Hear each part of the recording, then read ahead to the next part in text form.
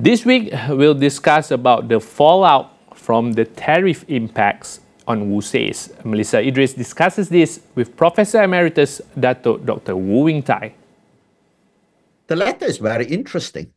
The letter starts, I'm just paraphrasing. The letter starts off with, "It is my great honor to write to you about the relationship we have with your great country, the relationship with the extraordinary economy of the United States of America, the #1 market in the world."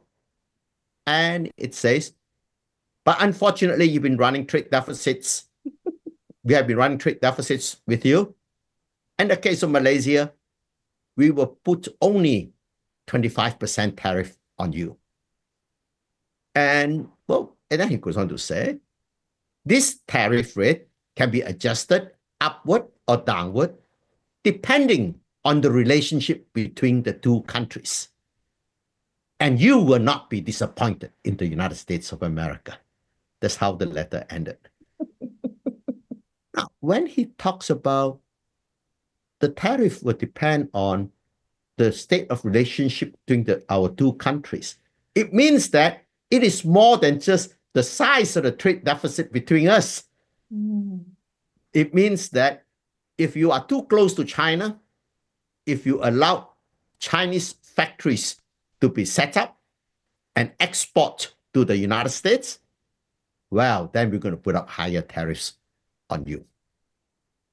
And if you do not vote with us in the United Nations, well, then we may put up higher tariffs against you.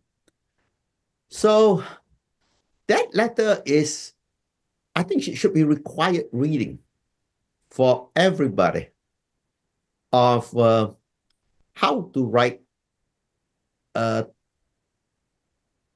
non-diplomatic letter in the most bombastic manner possible, with it reeking of insincerity throughout the letter. Basically, it's a threat. That was quite amazing. That's why I think that this has to be a temporary phase in US history.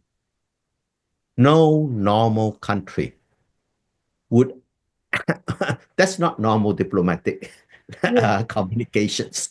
So that's why I think it is very important for the rest of us to keep the world together until the US gets over its populist phase, gets over its present bad mood, and then it can then be a member of the Council of Elders in running the world. But until then, we, the rest of us, have to hang together in order to fight climate change, maintain global prosperity by keeping free trade, and help to keep the peace in other places of the world. That's what is important. And you could see that Donald Trump is very conscious of that. What he's doing might cause people to gang up against him, which is why he has reacted yesterday very strongly against Brazil. He imposed 50% tariff on Brazil yesterday.